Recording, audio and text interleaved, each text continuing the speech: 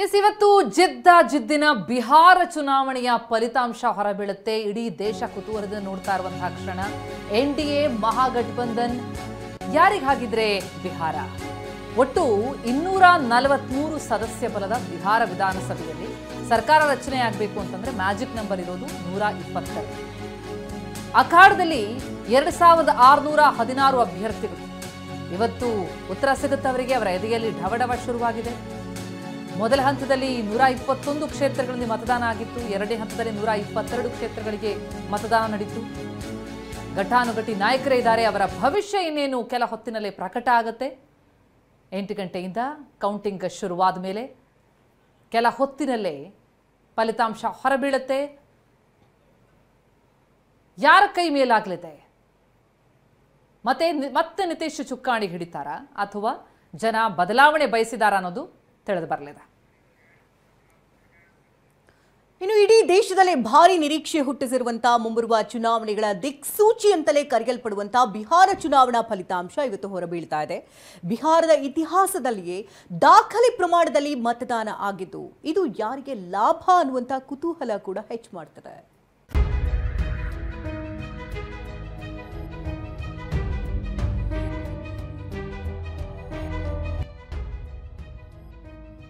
ಇಂದು ಬಿಹಾರ ಚುನಾವಣಾ ಫಲಿತಾಂಶ ಯಾರಿಗೆ ಗೆಲುವಿನ ಹಾರ?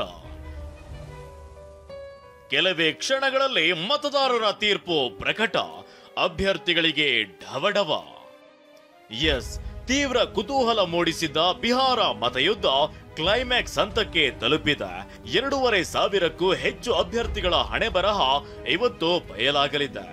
ಮಹಾಗಠಬಂಧನ್ ಪಾಲಿಗೆ ಆಶಾಕಿರಣ ಮತ್ತು ಎನ್ಡಿಎ ಪಾಲಿಗೆ ಎಚ್ಚರಿಕೆ ಗಂಟೆಯಾಗಿರುವ ಈ ಚುನಾವಣೆ ಯಾರಿಗೆ ಖುಷಿ ತರುತ್ತೆ ಅನ್ನೋದು ಇನ್ನು ಕೆಲವೇ ಹೊತ್ತಿನಲ್ಲೇ ಗೊತ್ತಾಗಲಿದೆ.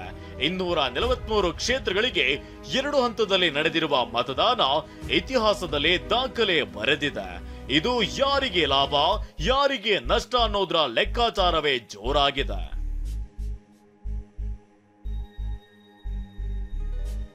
ಬಿಹಾರದಲ್ಲಿ ಮೊದಲ ಹಂತದಲ್ಲಿ 65.08% ಮತದಾನ ಆಗಿದೆ. ಎರಡನೇ ಹಂತದಲ್ಲಿ 68.76% ಮತದಾನವಾಗಿದೆ. ಒಟ್ಟು 66.91% ಮತದಾನವಾಗಿದೆ. ಇದು ಬಿಹಾರ ಇತಿಹಾಸದಲ್ಲಿ ನಡೆದ ದಾಖಲೆ ಮತದಾನ ಎನ್ನಲಾಗ್ತಿದೆ. ಮತದಾನ ಮುಗಿಯುತ್ತಿದ್ದಂತೆ ಹಲವು ಸಮೀಕ್ಷಾ ವರದಿಗಳು ಎನ್ಡಿಎಗೆ ಬಹುಮತವನ್ನ ಘೋಷಿಸಿವೆ. 243 ವಿಧಾನಸಭಾ ಕ್ಷೇತ್ರಗಳಿರುವ ಬಿಹಾರದಲ್ಲಿ 122 ಕ್ಷೇತ್ರಗಳಲ್ಲಿ ಗೆದ್ದ ಪಕ್ಷ ಬಹುಮತ ಸಾಧಿಸುತ್ತೆ. ಎನ್ಡಿಎ ಮತ್ತೆ ಬಿಹಾರದಲ್ಲಿ ಅಧಿಕಾರಕ್ಕೆ ಬರುತ್ತೆ ಅಂತ ಬಹುತೇಕ ಸಮೀಕ್ಷೆಗಳು ಅಂದಾಜು ಹಾಕಿವೆ. ಚಾಣಕ್ಯ ಸ್ಟ್ರಾಟಜಿ ಸಂಸ್ಥೆ ಎನ್ಡಿಎ 130ರಿಂದ 138 ಕ್ಷೇತ್ರಗಳಲ್ಲಿ ಗೆಲುವು ಸಾಧಿಸಿ ಬಿಹಾರದಲ್ಲಿ ಚುಕ್ಕಾಣಿ ಹಿಡಿಯಲಿದೆ ಎಂಬ ಭವಿಷ್ಯವನ್ನ ಹೇಳಿದೆ. ಮಹಾಗಠಬಂಧನ್ 100ರಿಂದ 108 ಕ್ಷೇತ್ರ ಗೆಲ್ಲಬಹುದು. ಪಕ್ಷೇತರರಿಗೆ 3ರಿಂದ 5 ಕ್ಷೇತ್ರ ಸಿಗೋದು ಅಂತ ಹೇಳಿದೆ. ಪೀಪಲ್ಸ್ ಇನ್ಸೈಟ್ ಸಮೀಕ್ಷೆ ಎನ್ಡಿಎ ಮೈತ್ರಿಕೂಟಕ್ಕೆ 133ರಿಂದ 148 ಸೀಟ್, ಮಹಾಗಠಬಂಧನ್ ಕೂಟಕ್ಕೆ 87ರಿಂದ 102 ಸೀಟ್, ಇತರರು 3ರಿಂದ 6 ಸ್ಥಾನ ಗೆಲ್ಲಬಹುದು ಅಂತ ಹೇಳಿದೆ.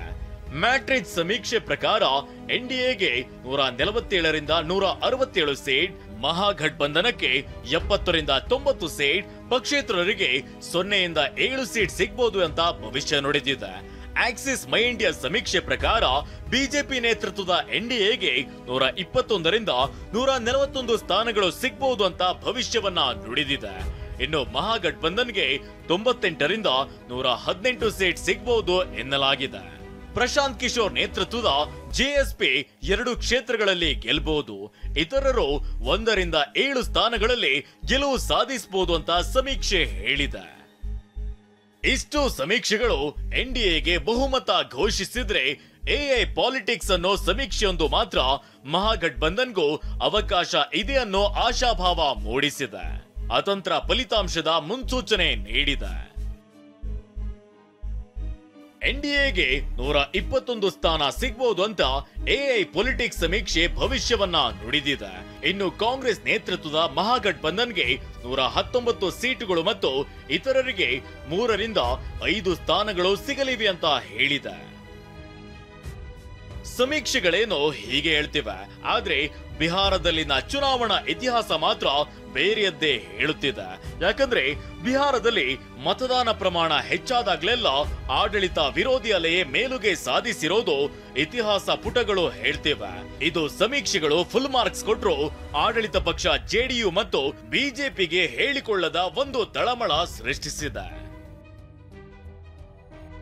ಈ ಹಿಂದೆ 1967ರ ವಿಧಾನಸಭಾ ಚುನಾವಣೆಯಲ್ಲಿ ಹಿಂದಿನ ಚುನಾವಣೆಗಿಂತ 7% ಹೆಚ್ಚಿನ ಮತದಾನವಾಗಿತ್ತು.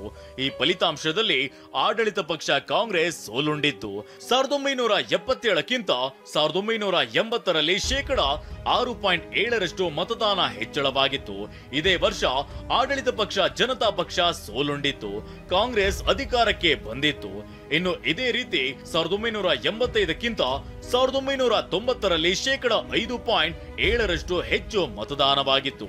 ಇಲ್ಲೂ ಕೂಡ ಆಡಳಿತ ಪಕ್ಷ ಕಾಂಗ್ರೆಸ್ ಸೋಲುಂಡಿತ್ತು. ಜನತಾದಳ ಪಟ್ಟಕ್ಕೇರಿತ್ತು. ಇದೀಗ 2020ಕ್ಕಿಂತ 2025ರಲ್ಲಿ 9.62% ಮತದಾನ ಪ್ರಮಾಣ ಹೆಚ್ಚಾಗಿದೆ. ಇದರ ಫಲಿತಾಂಶ ಏನಾಗುತ್ತೆ ಅನ್ನೋ ಕುತೂಹಲ ಮೂಡಿಸಿದೆ. ಹೀಗಾಗಿ ಸಮೀಕ್ಷೆಗಳು ಬಹುಮತ ಕೊಟ್ಟರೂ ಕೂಡ ಎನ್ಡಿಎಗೆ ಎಲ್ಲೋ ಒಂದು ಕಡೆ ಆತಂಕ ಕಾಡುತ್ತಿದೆ. ಆದ್ರೆ ಯಾರೊಬ್ಬರಿಗೂ ಮತದಾರರ ನಾಡಿ ಮಿಡಿತ ಏನೆಂಬುದು ಗೊತ್ತಿಲ್ಲ. ಕೆಲವೇ ಹೊತ್ತಿನಲ್ಲಿ ಅದು ಕೂಡ ಬಯಲಾಗಲಿದೆ. ಅಭ್ಯರ್ಥಿಗಳ ಎದೆ ಬಡಿತ ಜೋರಾಗಿದೆ.